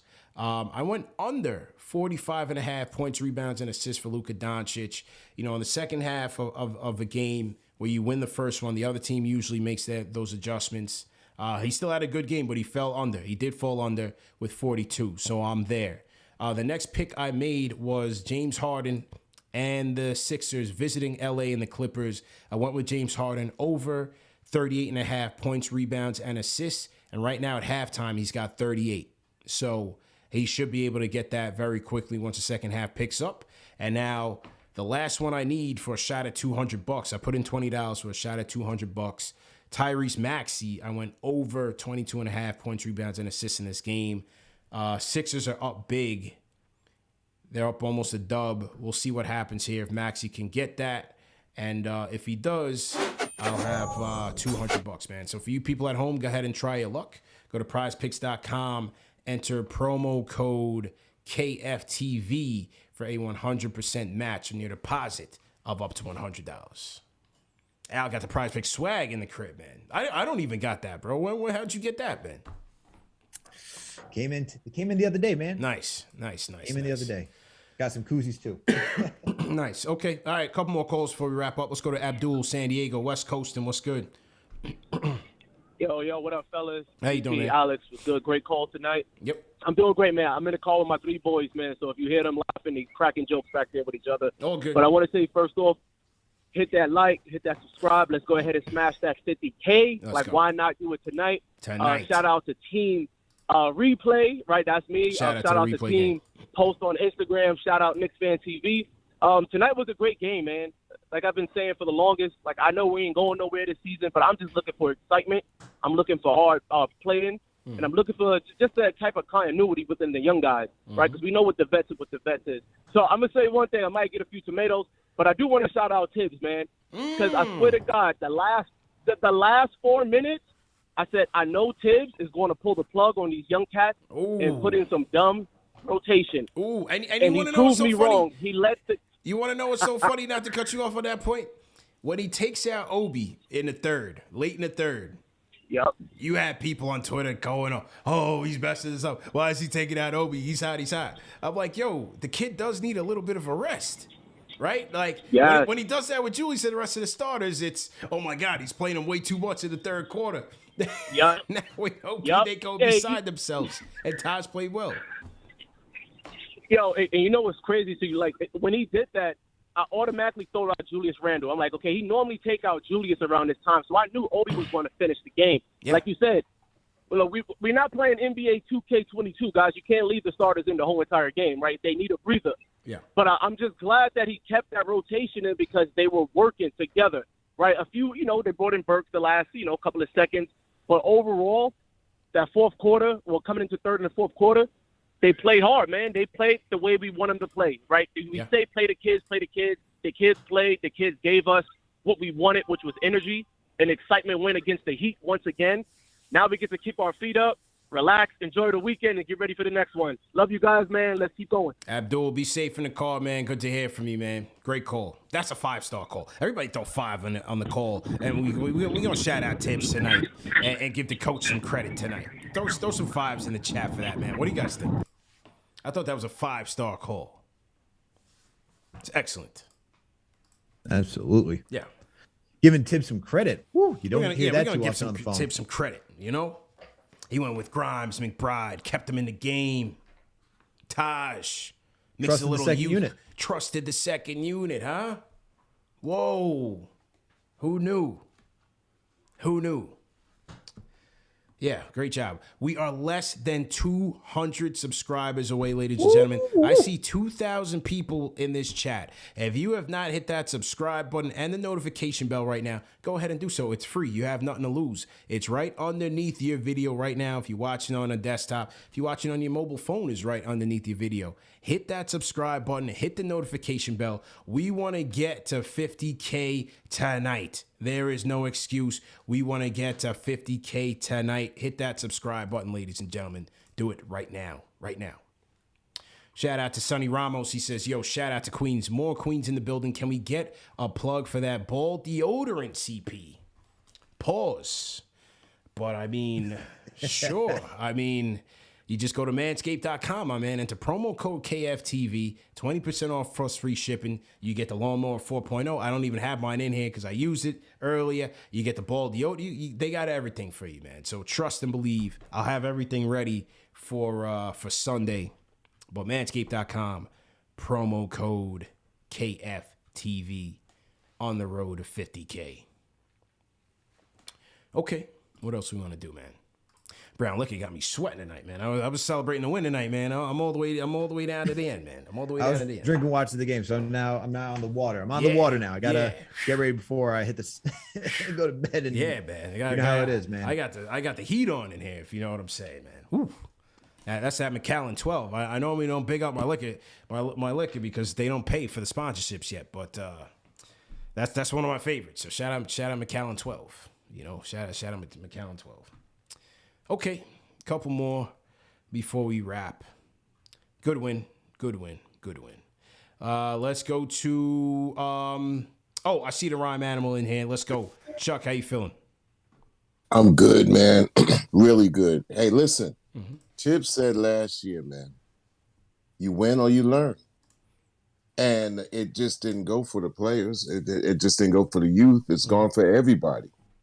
And hey, I would just like to say, like, as fans, man, we want our team to win all the time, man. It's been 55 years since I followed this team, and others could probably have followed it even more. But also, you know, we got our feelings in it. As fans, we have our feelings in it, and we want to see them win. We feel for the players, we feel for the coach, we always feel for the administration, and we feel for each other. You know, I mean, everything has its time, though. You know, tonight, you know, as a side note, Foo Fighters drummer Taylor Hawkins. Yeah, I just saw that. Man. Crazy. I just seen him a couple weeks ago. Wow. Everything has its time. I remember a couple years ago, man, the Knicks just said, all right, listen, Mook Morris, well, you know, listen, we gotta, you're better off somewhere else because we gotta grow. We gotta add by subtracting. You know, we have a feeling for last year. Last year was special, man. D Rose, you know, Noel, Julius, you know, Burks, Taj, you know, also we have Fournier and you know, Kimba, and they've given us special moments, man. But everything has its time. Everything. And if anything that coaches should know by the NCAAs is that sometimes you see an advanced coach in age and stature, and he has to play with the youth because he has no vets.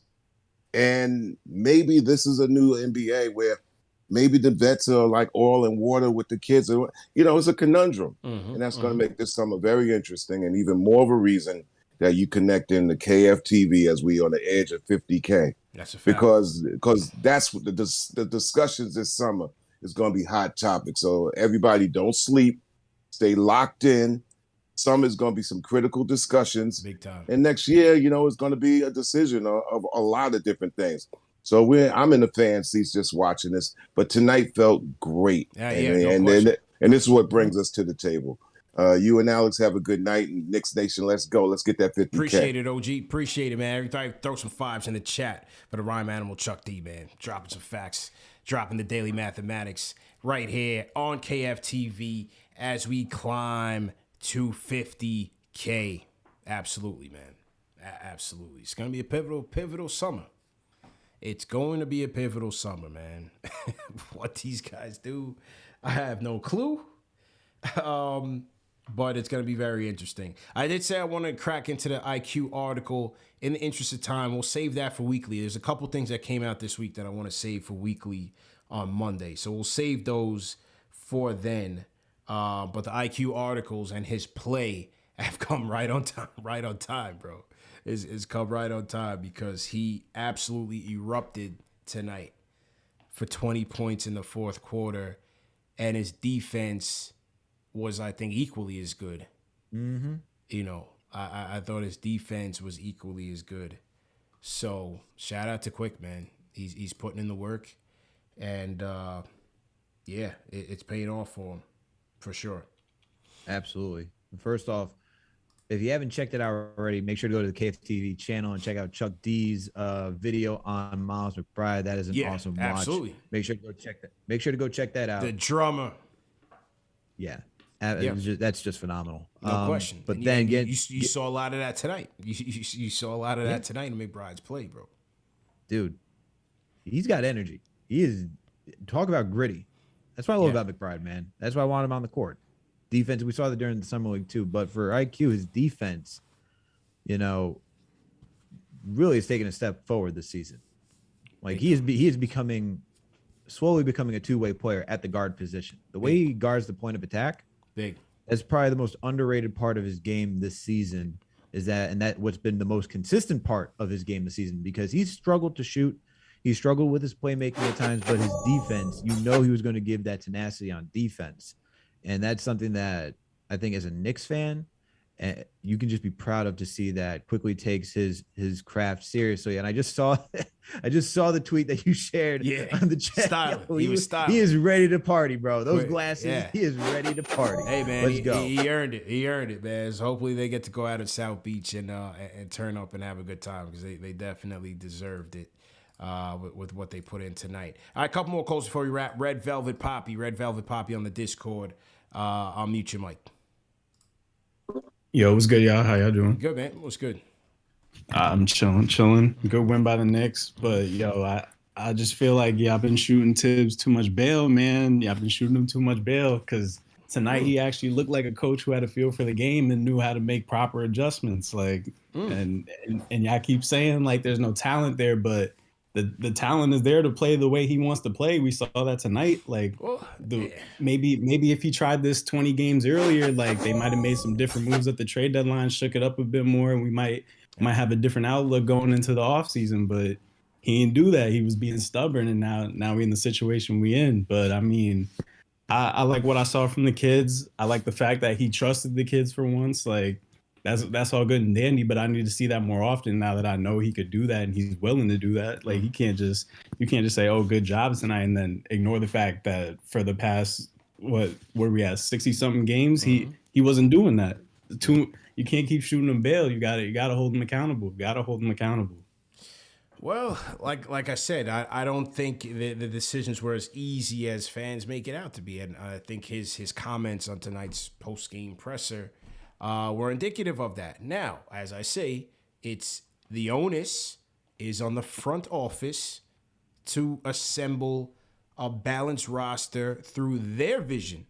If, from what the reports are saying, there's a disconnect and that the front office wants to see more of the youth versus Thibs, who wants to see more of the vets, then it's up to Leon and Scott Perry, the constructors of the team, as well as Brock Aller, to put that team together, that they vision. And they give that to the coach with a little bit of his input and say, this is where we want to go. See, that's true. It is on the front office, but at the same time, like, it's Thibs' job to win games. And when he keeps trying to shove the square block into the circle hole all year, like, he got to understand, like, all right, if this ain't going to win games, I might as well try something else to win games. Yeah. Because if he's not winning, doing what he's doing, and then he tries something else, he starts winning, the front office is going to be like, all right, that's good, whatever. Even if it wasn't their plan originally, or if it doesn't line with their plan, then even better. But he can't keep doing the same thing over and over and just piling up losses when he has options to try that he just wasn't using all year. No, look, it's fair. I think he is a bit more conservative in terms of, how long he goes prior to making certain adjustments, whether it's game to game or within game, But like I said, I still think it's on the front office to take away those pieces so that he plays who he has. So we'll see. I think one thing's for sure. I think he'll be back next year, as the reports have indicated. I don't see that changing. So that's why I say even more so important that the front office has to put that roster together. That in the way that they envision it. That's facts. And starting with the front office, they got to get Julius out of here. I know people saying we don't want to sell low or whatever. At this point, it's addition by subtraction. Like, get him out of here. This team looks way better. They look way happier playing when he's not on the court. I need him out of here. But on that note, I'm gonna piece it out. Y'all be easy. Have a good night. Let's get KnicksFanTV to 50K. Drop a like, subscribe, all that good share, Yes, sir. Get it popping. Appreciate it, Peace. man. Thanks for the call, man. Thanks for the call. Two more before we wrap. Bryce from Amityville. Bryce, rapid fire. Let's go. Yo, CP, what's the word, man? Good big win tonight. Yeah, big one, bro. Man, I do got to give Thibs some credit, man. I feel that other caller, I ain't going to lie, he did his thing tonight with the rotation. The triple guard combo with Deuce, Rhymes, and Quickly, that's what did us. That is a great one. Hey, I got to say you are right, sir. I give the coach a lot of credit as well. Also, at that, like, right around that 524 mark when he subbed Obi and who else did he sub in after that? RJ, Obi and RJ. Yeah, like after that, no one else is coming off the bench. Do not sub Evan in. Do not sub Berkson. Leave these guys in. And they finished the game exactly how I thought they would. No question, man. Just finishing my water. Thanks for the call, man. Yeah, you know, you hit it on the head. We're going to go with a different closer tonight. They said Jay Boogie couldn't call in, but I got an even better one. Cynthia in the building. Cynthia. Ooh, let's go. Closing the show tonight. Cynthia, how you feeling? Cynthia's typing in the chat right now. Good. Can you guys hear me? Yeah, loud and clear. What's good? Mm-hmm. Okay, great. Hey, guys, I've been meaning to call for the past couple of days, and I got to be honest, I watched the second half as I was driving because actually heard the second half. But I was so excited, and I'm ready to watch it on the MSG replay. But I wanted to tell you, and I try to keep it rapid fire, if you guys remember way back just a couple of weeks into the season, I told y'all that Thibs I wasn't impressed with, and will Leon Rose have the cojones to tell Thibs, yo, play it our way, we want to see the kids, or you know, you got to skedaddle. Because to me, you know, I was in shock that Thibs, you know, actually kept the youth in a little bit towards the end. I was totally in shock. This whole thing about him having this press conference, I really think that he might be checking social media himself, and he probably sees all the comments about him. He's probably pissed off and putting it on Berman. But like I was saying, guys, you're right, CP, in a way that the front office has a decision, and basically it's on Leon Rose to decide, you know, are you going to let go of your bestie if he doesn't follow your vision? And don't be brainwashed by Thibs' vision, because Thibs' vision is the 1990s basketball with vets only. Thank God for the pandemic. Thank God for safety and healthy protocol, because, guys, if none of that would happen, we wouldn't see the young kids. Maybe IQ, you know, he'll play IQ a bit, but I doubt we would have seen Grimes, and we would have seen, you know, Obi a little bit more, or would have seen Sims. How long? It's just like that other caller said, with just 9 games left. Can you imagine if, and you know, you guys said, okay, there was too many choices, you know, with everybody that they hired. But if Leon established at the very beginning, listen, Thibs, you know, we do want to develop. We have a culture here. We want to bring a culture of also developing the young talent. So please make some minutes and play these guys to see what we have. And that's why you have all those assistant coaches. We want to groom young talent, not just go and took out free agency and get vets. And I just think there is a conflict in the front office, but Thibs, even when he was first hired, I knew he wasn't a developmental first coach. And I kind of wanted to go that way, you know. So, but I do have a question with you guys, lastly. The way you see IQ is being played, you know, how he's giving him the minutes and how he's using it. What would you, CP, and what would you do, Alex? How would you guys, if you were the coach, how would you play IQ? And thanks for everything. Yeah, thanks, Cynthia. I mean, the one thing I would, I think the one thing I would push back is, I mean, she just brought up IQ, and I put this tweet out there last week or the week before. I said, you can't talk about play the kids or talk about development and not talk about what Emmanuel Quickly's doing right now. And is that a result of the coach putting him in these positions to excel? See, I think a lot of fans are just saying development is all about playing. And what the coach is saying is, if I don't feel like this player is ready for all of it, I'm going to put him in this selection here and see how he handles it. If he earns more, he gets more, so on and so forth. Now, the Obi thing is completely separate. But as I look at Quickly, how can we knock the guy for not developing players and at the same time praise what Quickly's doing? At the same time, praise how Sims is looking out there. McBride. Yeah, McBride, there was a pecking order ahead of McBride.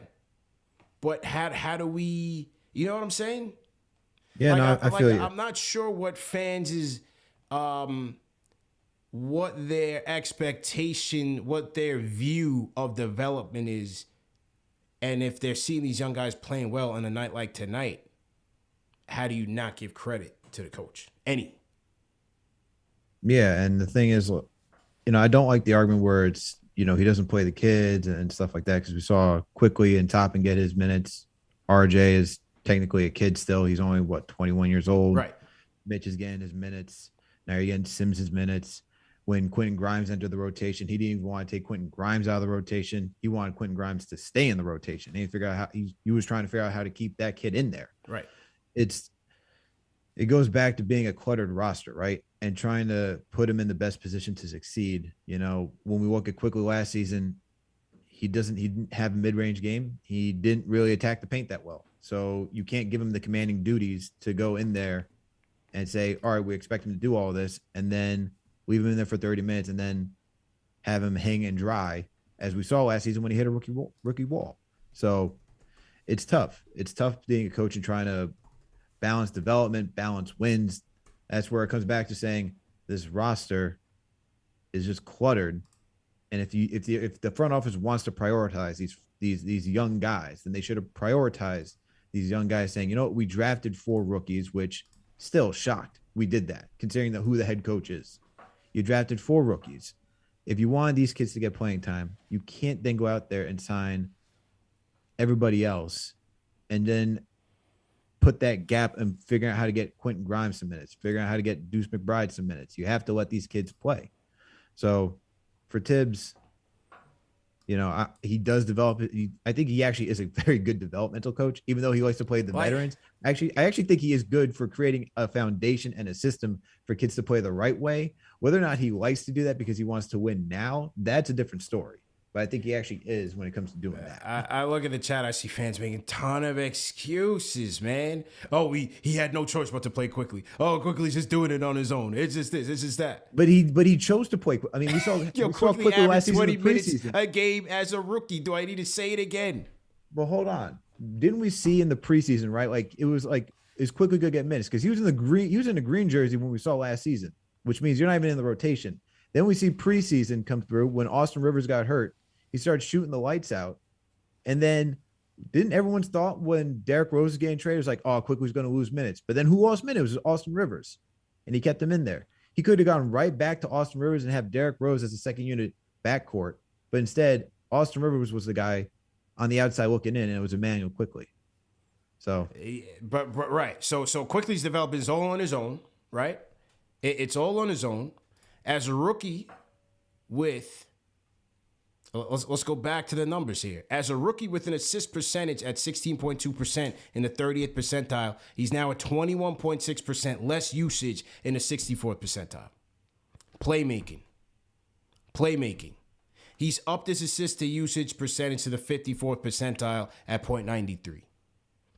Is his growth as a player no credit to the coaching staff, to the coach and the coaching staff?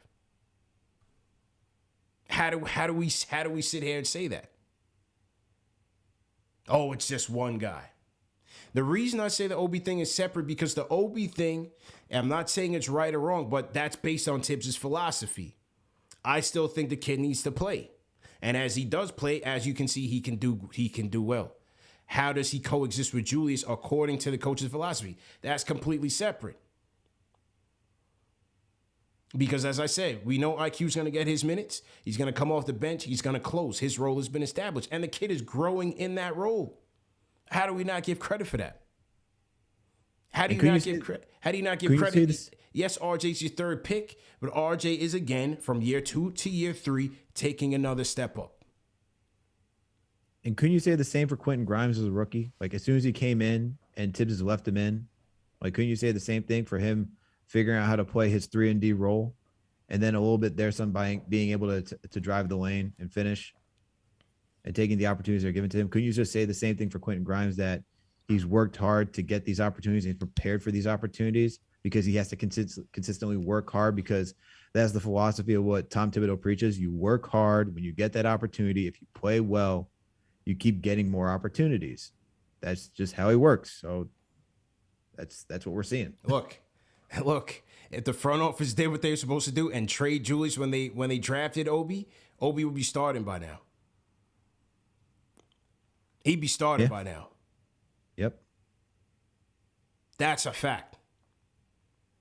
The kid would be starting by now with Mitch as your rim protector. That's all I'm saying. The guy has his warts. I'm not saying that. But don't call in and talk about how great Quickly's playing and then say that they're not developing kids. Now to answer Cynthia's second question, like how would I deploy IQ? I honestly like the way what he's doing. I like what he's doing right now. I like where he's at right now.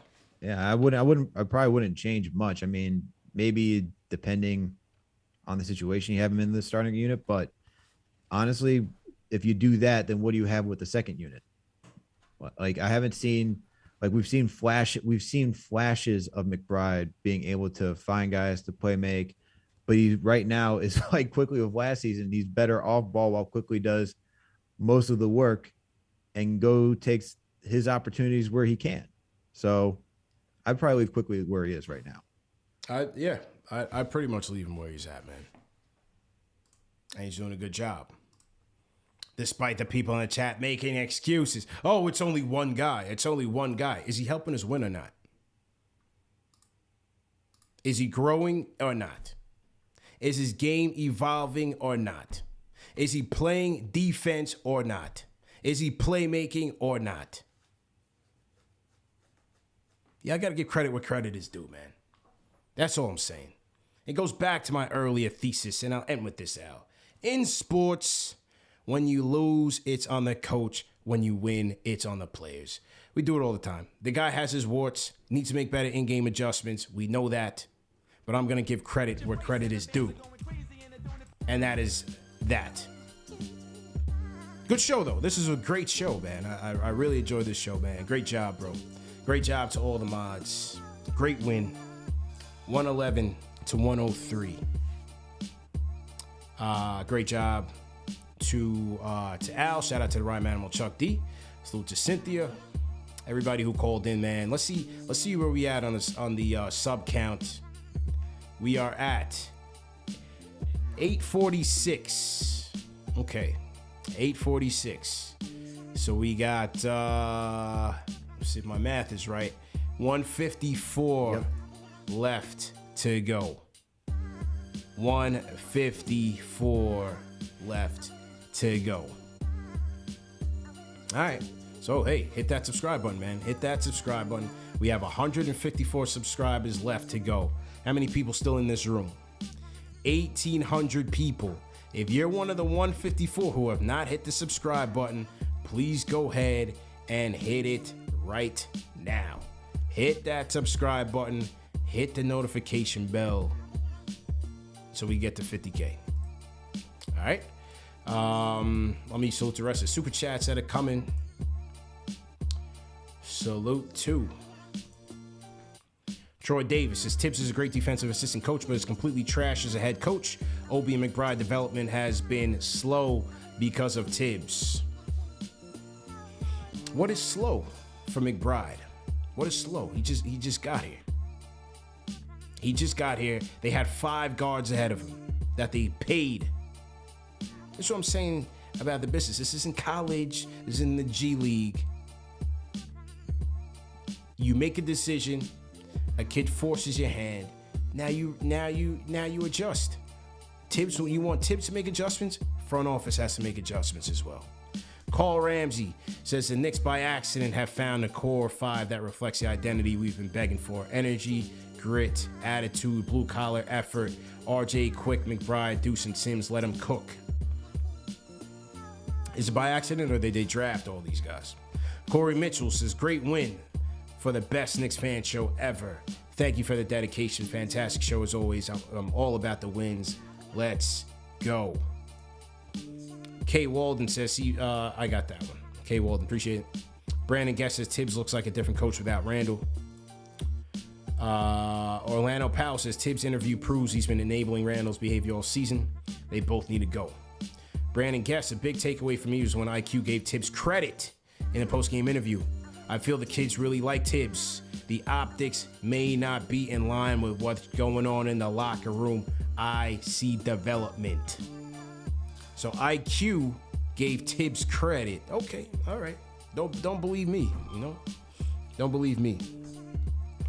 Carlos Lisboa says, great birthday present. Winning Miami is awesome. No matter our record, kids play well. Happy birthday, Carlos. Happy birthday, Carlos. Adrian Pagano says, young kids gaining confidence, quickly played like a seasoned vet. 20 in the fourth.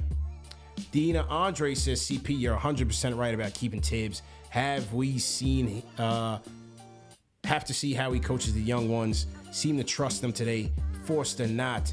Love the team's core. What about adding D'Angelo Russell? Contract expires next year. Al, what do you think about that? Would you make a D'Lo play? I like the way he's played so far this season. He's a score first guard. He can play a little bit off ball. I wouldn't be opposed to it. I wouldn't be opposed to D'Lo. I don't know if he wants to live Minnesota though. They're playing well right now. Playing well. He's with his boy Cat, Anthony Edwards. That's a pretty good squad. I don't know if he wants to go leave that a nice team right now to come back to a rebuilding team. Yeah, that's my league pass squad, man. I like how the Wolves are playing. Hoodies Vintage, my guy Hoodies Vintage ran into him at the Garden on Tuesday night. It was funny running into him. He says, funny, Thibs played the starters the whole third until we got gassed and down 13. Bench saves him and now he's a genius. LOL, don't believe the hype. Thibs ain't it. Suavecito says, I was going to use my birthday wish on a loss for the tank, but F the Heat, can't wish for them to win. So we got a couple birthdays, man. Suavecito, we got I-95 Bless, I-95 Bully, and we got Carlos. So happy birthday to all you guys, man. Once Nick Ozenix says, young Gunners brought another level in the fourth. Let's go. Sean F. Appreciate it. Haiku homie says Thibs needs to go now. His hair falls in the shower. Manscaped cannot help. Savages. Even in a win, they're not happy, man. What is going on? Josh says the bar so low that on Thibs that when he finally makes the right move, like keeping the kids in the game, he's expected to be applauded. Hashtag play the kids. Bald Burgess, appreciate it. Jack Castagna says Obi Toppin looking like Ray Allen with the threes. Hashtag play the kids. Russell Reed says one more thing. The Knicks youth 100% fearless. Maxwell Walter says forget the tank. I'll take a W at South Beach any day. The fourth quarter was everything I wanted to see. The kids also have chemistry. C Boogie, great adjustment by Thibs by letting the rookies play and having RJ and Obi on the bench for 9 minutes in the fourth. Ty Buzzy need to start an IQ hive. Oh, the hive's been here, buddy. The hive has been here. I don't do hives anymore, but the hive has been here. There's the man at the Burks Hive. Okay. Shahid says, what I tell you about IQ since last year, man. Give me my flowers. This guy threw the heat in the cooker. Grimes, Deuce, IQ were remarkable. I hate losing to the Heat. Hashtag we smoking the Heat pack. Hashtag MYK till the death of me. G Easy says, Obi pull-up jumper when he develops is going to be nice for us. Shout out to Blueprint. Says, I'm going to give Thibs some credit tonight. He's stuck with the hot hands to close. A lot of people giving the coach flowers. Okay. Look at that. Hey, CAA TV welcomes all of you with open arms. We appreciate you for seeing the way. It's been a tough year for all of us, but we appreciate you for finally seeing a little bit of light. CP's always been there. Welcome. Okay. Got that. Okay, I think I got everything. Kenny Gales, yeah, got everything, man. So, back at it again. Sunday, Knicks versus... We play Sunday, bro. Knicks, we're on the road again. Detroit. Knicks versus Detroit. 3:30 matinee start time. We'll see you guys then. Same time. Well, same place, not same time. Number one show for the fans by the fans. Remember to go to Prizepicks.com. Promo code KFTV for a 100% match in your deposit of up to $100. Let me just hit a quick refresh, see how Maxi's doing. Okay, so Maxi's got 12 points. Harden hit his over 38.5. Maxi's got 12 points. This game is in the... Oh, they're up by damn near 30. I don't know. I got to see if Maxi's still playing. Might not hit it. I'll still get some money, but I might not hit the jackpot. All good. Manscaped.com, promo code KFTV for 20% off plus free shipping. And remember that these shows are available in audio podcast format. If you are an Apple Podcast subscriber, a Spotify listener, please leave us a review. It'll also go a long way. And got one more super chat coming in here from Pudge Forever, who says we're going to see what happens next season. Can't bring back Tom and Randall. One of them has to go. Hey, fair points. Fair points, man. Al, great show again, my guy. See you guys Sunday. Hit that subscribe button. We're going to hit 50K. We might hit it by Sunday. Let's go. We out of here. Peace.